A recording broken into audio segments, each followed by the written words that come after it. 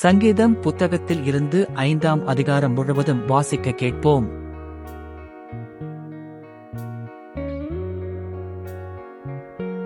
ஒன்று. கர்த்தாவே, என் வார்த்தைகளுக்கு செவிகொடும், என் தியானத்தை கவனியும்.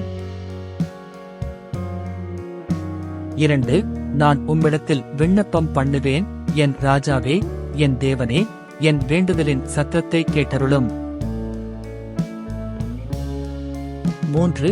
கர்த்தாவே, காலையிலே என் சத்தத்தை கேட்டருளுவீர், காலையிலே உமக்கு நேரே வந்து ஆயத்தமாகி காத்திருப்பேன்.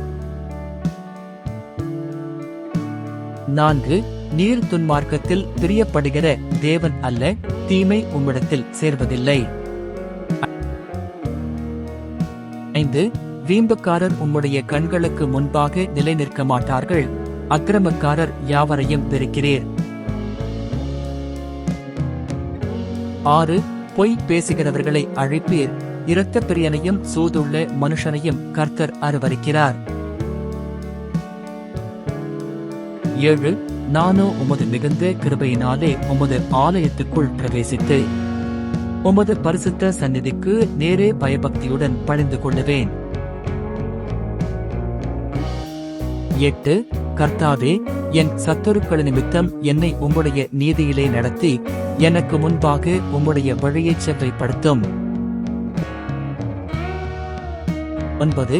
அவர்கள் வாயில் உண்மை இல்லை, அவர்கள் உள்ளம் கேடுபாடுள்ளது, அவர்கள் தொண்டை திறக்கப்பட்ட பிரேத குழி, தங்கள் நாவினால் இச்சகம் பேசுகிறார்கள். 10. தேவனே, அவர்களை குற்றவாளிகளாக தீரும், அவர்கள் தங்கள் ஆலோசனைகளாலேயே விழும்படி செய்யும், அவர்கள் துரோகங்களினுடைய திரட்சி நிமித்தம் அவர்களை தள்ளிவிடும், உமக்கு விரோதமாய் கலகம் பண்ணினார்களே. 11. உம்மை நம்புகிறவர்கள் யாவரும் சந்தோஷித்து எந்நாளும் கெம்பீரிப்பார்களாக, நீர் அவர்களை காப்பாற்றுவீர், உம்முடைய நாமத்தை நேசிக்கிறவர்கள் உம்மில் களி கூறுவார்களாக. 12. கர்த்தாவே, நீர் நீதிமானை ஆசீர்வதித்து காருணியம் என்னும் கேடகத்தினால் அவனை சூழ்ந்து கொள்ளுவீர். ஆமென்.